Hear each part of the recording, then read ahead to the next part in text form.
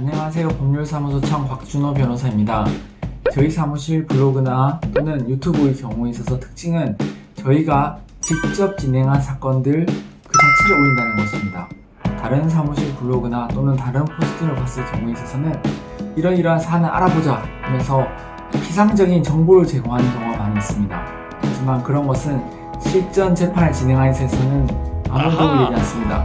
왜냐하면 이론적인 정보만 가지고는 재판에 있어서 접근을 하거나 방향을 잡는 데 도움이 되지 않기 때문입니다. 저희는 거듭 말씀드리지만 직접 진행한 사건들, 그 사건들을 위주로 저희가 직접 생생하게 법정에서 띄고 느낀 점들을 말씀드리는 것입니다.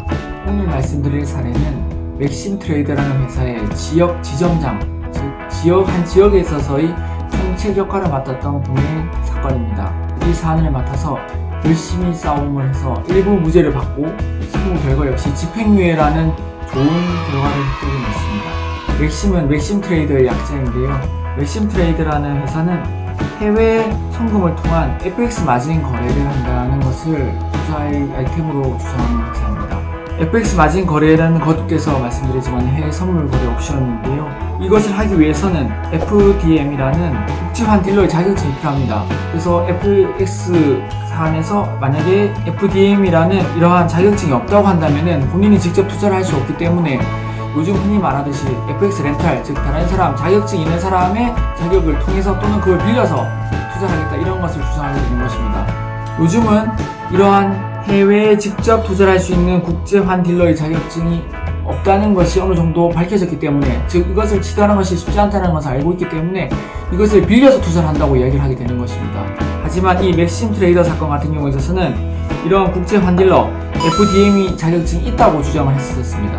그래서 이러한 부분에 대해서 상당히 밝혔는데요. 결국 이러한 부분에 대해서 무죄가 나오진 않고 저희가 무죄를 받은 부분은 맥심에 투자하기 위해서는 이머니, 즉 일종의 달러, 사이버머니로의 교환이 필요한데 이 환전 과정에 있어서 금액 차이에 대한 무죄를 받기는 받았습니다. 하지만 실제적으로 맥심이라는 회사 자체가 있었다는 점에 대해서는 저희가 무죄를 받지 않았고 저희가 이러한 사실도 주장을 하지 않았습니다. 왜냐하면 이 맥심을 비롯하여 다양한 FX 마진 거래를 표방하는 회사들이 메타포 프로그램, 즉 MT4 프로그램을 통해서 그 고객들을 유인하는데요. MT4 프로그램을 통한 고객 유인 자체가 이제는 어느 정도 신뢰성을 준다기보다는 오히려 그런 걸 이용하는 것이 더 기망행위 하나의 상징 내지는 징표로 보일 수 있을 정도에 이르렀기 때문입니다. 저희가 이 맥심의 지역 총책을 맡아서 수행하면서 일부 무죄를 받고 선고 결과 자체도 집행유예라는 좋은 결과를 받아들였습니다.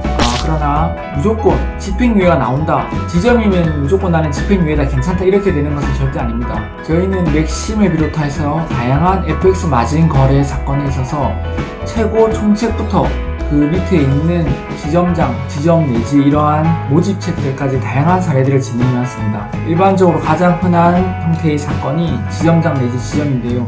어느 정도 지위가 있는 모집책의 경우에 있어서는 무조건 집행유예가 나오는 것이 아닙니다. 저희가 방금 말씀드린 이 사안의 경우에 있어서는 일부 무죄를 받는 등 상당히 선전을 했기 때문에 집행유예가 나온 것이고요. 오히려 실질적으로 얻은 이득, 그리고 모집한 금액 또는 피해자들과의 합의 정도 등에 따라서 대부분 실형이 나오는 경우가 더 많은 것이 현실입니다. 따라서 FX 마진 거래에 지점 내지 지점장 또는 모집책 등을 수행해서 곤란을 겪고 계시다면은 FX 마진 거래에 실전 경험이 있는 변호사와 상담을 해보시기 바랍니다. 저희는 맥심 사건뿐만이 아니라 다양한 FX 마진 거래 사건에 있어서 최고 총책, 즉 제일 우두머리에 있는 사람부터 시작해서 모집책 중에서도 하단에 있는 사람까지 다양한 사건들을 진행해왔습니다. 그 중에서 가장 많이 있는 것은 지점 내지 지점장, 즉 어느 정도 지위가 있는 모집책의 경우인데요. 지점장 내지 모집책의 경우라 하더라도 무조건 이 사례처럼, 방금 말씀드린 사례처럼 집행유예가 나오는 것이 아닙니다. 오히려 모집한 금액과 그 사람이 얻은 실질적인 이득, 그리고 피해 변제의 정도 등에 따라서 아무리 초범이라고 하더라도 실형이 나오는 경우가 더 많습니다. 따라서 최대한 좋은 형을 받기 위해서는 단순한 광고가 아니라 실제로 FX 마진 거래에 충분한 경험과 성과가 있는 변호사를 찾아서 상담을 해보시는 것이 중요할 것입니다.